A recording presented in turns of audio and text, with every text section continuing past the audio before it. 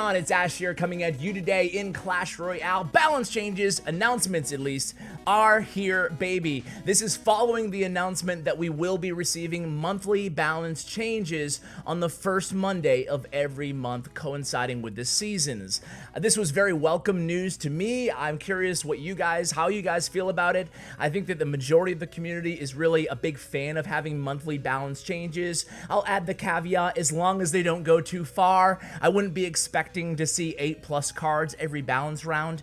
I just want them to balance what's needed and not to shift the meta around. You know, people spend hard-earned gold trying to upgrade their cards, and it would kind of suck if everything changes every month. I don't think that will be the case. Anyway, today I want to go over today's announcement of the balance changes. You can see here over on Reddit where there's always more information to kind of delve into the thought process behind these balance changes. Now, notably, the Rumham is actually on the balance team, excuse me, at Clash Royale, so some of this might be his doing. I think I might pick up, maybe I'm just fooling myself, but I think I might pick up on some of his jokes and mannerisms in the descriptions of the card balancing. Anyway, guys, what I want to do is just go through the list and then we'll talk about them and how it will affect you guys afterwards. So first off, Spear Goblins, I'll just kind of zoom in a little bit here. Spear Goblins are receiving a nerf, even though it looks kind of like a buff at first glance. 34% damage increase, and then the hit speed brought way lower to 1.2 from 1.7, and the first attack is now slower.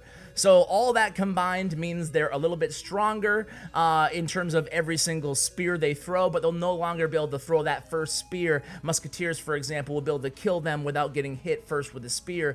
And of course, the Goblin Hut is the next item here, will also have a lifetime decrease. So a big nerf to Spear Goblins, or at least a tiny nerf to Spear Goblins, excuse me, a big nerf to Goblin Hut, and a nerf to Goblin Gang, which are three of the most popular cards in the game right now. I think we kind of saw that one coming.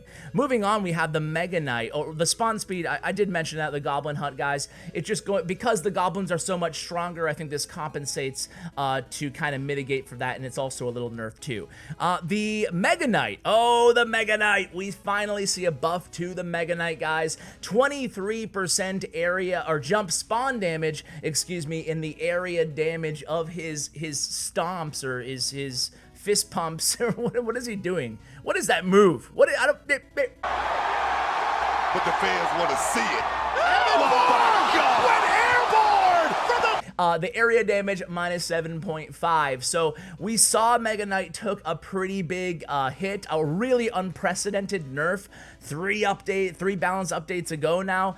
No love has been given to him since then. He's fallen to the worst legendary card in the game, just in terms of win percentage and use rates, in terms of just the stats show. I know some of you guys have success with him, but let's face it, the stats don't lie, right? He's the worst legendary in the game in terms of just sheer numbers. So I think that giving some of that back to him was really good here. Remember, he got that 25% reduction, so some of that's coming back, not all of it. And the area damage will still be there, -7.5%, which is significant in this balance tweak. So he won't be as good as he was, but he'll still be pretty dang usable right now in the meta, which is swarm heavy, so this could be a good thing. It's also an indirect nerf to 3 Musketeers. Moving on, we have the Barbarians. The hit speed is now faster, changed from 1.5 to 1.4. It's a small buff to Barbarians. That's also, of course, going to be a small buff to Battle Ram, a small buff to Barbarian Hut, and a small buff to Barbarian Barrel. So keep those all in mind. Barbarian Barrel definitely needed a buff. I don't think this is going to be enough, but we'll talk about that in just a bit here. So Barbarians also, it says that they'll be spawning a bit further apart, which is interesting, kind of why I like to go to Reddit to get this additional information here. So they'll be spawning further apart. That's going to change them a little bit. It's going to make them a little bit more difficult to hit with, say, the Royal Ghost or something like, or a Dark Prince, and to affect and to damage all of the Barbarians. So it will be interesting to see that in game once the balance changes hit on the 4th, which is Monday. So Battle Ram can now be knocked back by Barbarian Barrel in the log. The log already could knock it back, unless I'm mistaken, but either way, it's going to be also knocked back by the Bowler. You guys can see here it mentions that. So the Battle Ram will receive a little bit of a small nerf there. I still think it's going to be viable in Bridge Spam and Three Musketeers, but no doubt about it, that is going to be a decent nerf and also a very small indirect buff to the bowler. We also see the Royal Ghost invisibility delay increase 1.2 to 1.6 seconds. Yuck, yuck, yuck. I hate this one because I love Royal Ghost. You know how it is. When your card gets nerfed, you get all mad about it. And when the card that you hate gets nerfed, you're like, yeah, that card should have been nerfed. Okay, man. Jeez. Royal Ghost, you know, it makes sense. Now, basically, the Crown Tower, the Princess Tower, will be denied one hit before he goes in, or will be given, excuse me, one extra hit before he goes invisible again. I don't like it. I felt like Royal Ghost was, according to the win rates on Stats Royale, this cites the win rates here, has one of the strongest and highest win rate cards in the game, it says. But according to Stats Royale, at least, it was just kind of middle of the pack. I'm not sure. Obviously, I trust Supercell's data over Stats Royale, but I don't think it was that out of control that it needed a nerf. However, there's no doubt about it. It was definitely one of the strongest legendary cards just because of all the utility you can get out of 3 elixirs. So, although I'm kind of bummed out about it, you know, I'm not gonna argue it to the grave here. So, I guess pun not intended, but now intended. Argue it to the grave. Royal Ghost. Okay. Yeah, all right. Wizard. Area damage plus 2%, area damage radius plus 25%. It acknowledges that Wizard is a popular card in middle arenas, but struggles to be viable in high-end and competitive play. This is going to be interesting. I anticipate Wizard is going to be one of the strongest cards in the game after this buff. It's pretty crazy. It can now kill minions 2 levels above it. That's pretty cool. It helps out in clan wars and stuff like that, but I think that Wizard is going to continue to even more be more dominant in mid-level and in lower-level arenas. It's already a very popular card in mid-level arenas, and even getting into Legendary Arena, it's still very popular and very good. I included it on my top 7 underrated cards in the game video. I think this could be a game changer for Wizard for sure. It also might be an indirect kind of, not nerf, but a better option than Executioner in some decks. So we'll see if that affects the Executioner's rate as well. Valkyrie, hit points plus 7%. First attack is faster. Another buff to Valkyrie. It feels like they want Valkyrie to be good so bad.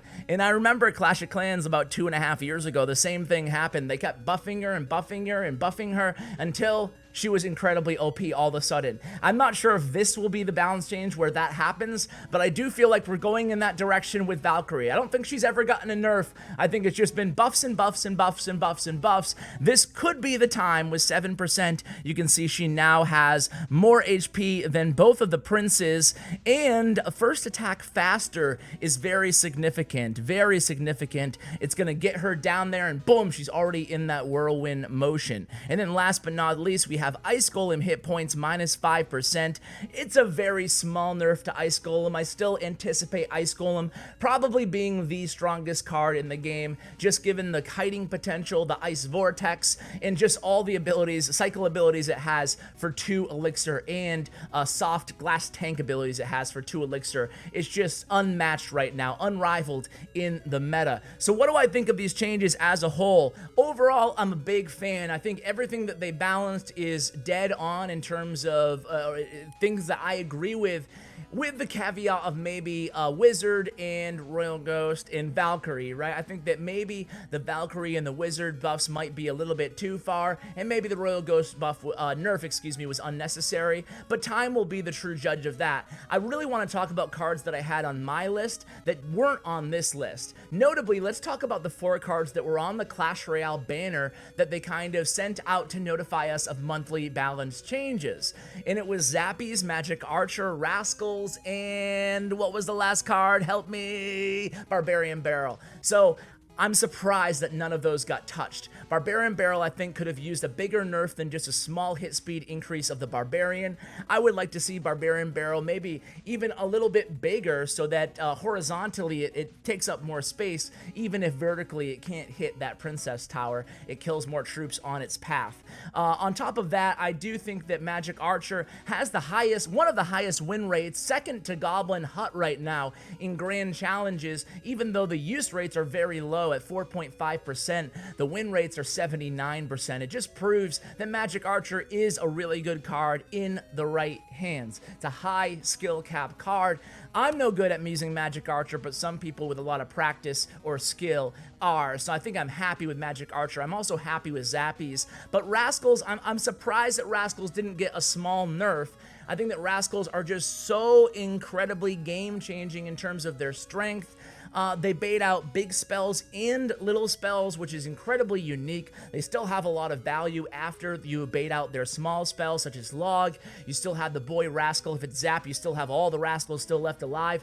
Of course, it's just it's popular and really one of the main components of 4 of the most popular decks right now in the meta: Graveyard Rascals, Lavaloon Rascals, Rascal Bait, and Mortar Rascals. So the top 4 decks in the game really all include Rascals. I think that maybe just a small stat nerf to the boy and the girls, or just the boys' HP, just something to kind of keep it in check a little bit, would have been a good thing. But overall, I think this is going to be a nice meta-shifting balance update, albeit a small one. I don't see any seismic differences, but maybe those bait decks, those swarm decks that are going around, will definitely be curbed a little bit. In the on the flip side, I do think that beatdown is going to continue to be really strong in the meta. But overall, I think the deck you're playing, if it's viable now, probably will still remain to be viable next week and beyond. So guys, that's going to do it. Do you agree with me? Do you disagree with me? What cards do you think they forgot? Let me know in the comments below, guys. Have a great day.